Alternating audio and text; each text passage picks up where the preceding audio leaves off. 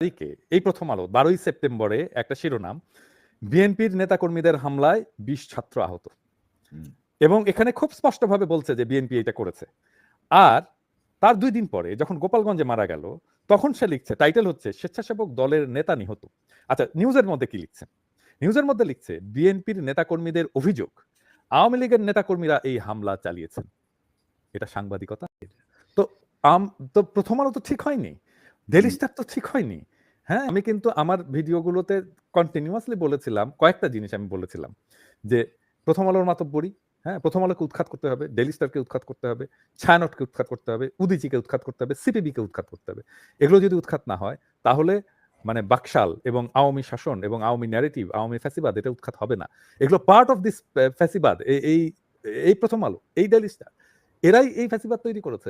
এরা যদি না যায় সমাজ থেকে, এদের কর্তৃত্ব যদি অপসারণ করা না যায়, তাহলে বাংলাদেশে ফ্যাসিবাদ কখনো দূরীভূত হবে না, এবং এদের হাত ধরেই আবার ফ্যাসিবাদ ফিরে আসবে। এবং প্রথম আলো যে ন্যাক্কারজনক ভূমিকা রেখেছে এই সময়গুলোতে, হ্যাঁ, মানে দেখেন,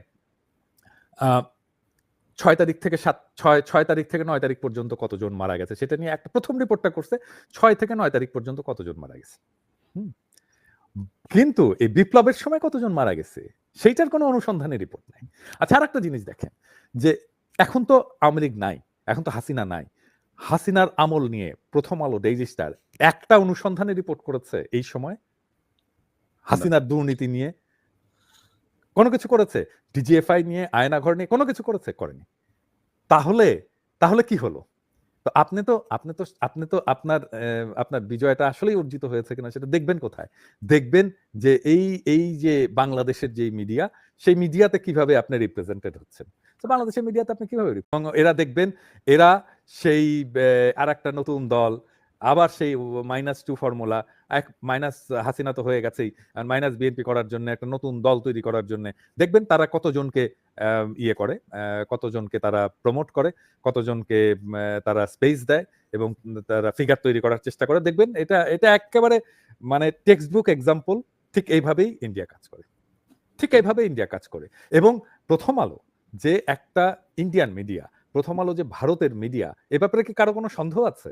মানে মানে প্রথম আলোর কার সাথে পার্টনারশিপ?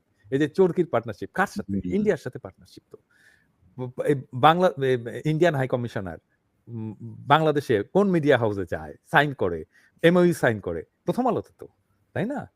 আর এই যে ডেইলি স্টার নিয়ে ইদানিং যে খবরগুলো আসছে, ডেইলি স্টারে এই যে আমদি হোসেনের যে একটা স্ট্যাটাস আমরা দেখলাম, যে খুব ভালো ইংরেজি লেখে, সে নামাজ পড়ে, একসময় নাস্তিক ছিল, নামাজ পড়া শুরু করছে, এবং তাকে প্রথম আলো থেকে বের করে দেওয়া, ডেইলি স্টার থেকে বের করে দেওয়া হলো।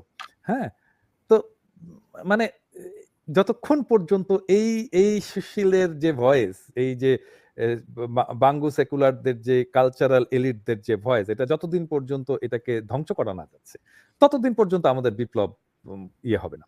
আমরা রাখতেও পারবো না বিপ্লব, যদি ওদের কর্তৃত্বকে, ওদের মাতবরিকে যদি বন্ধ করা না যায়।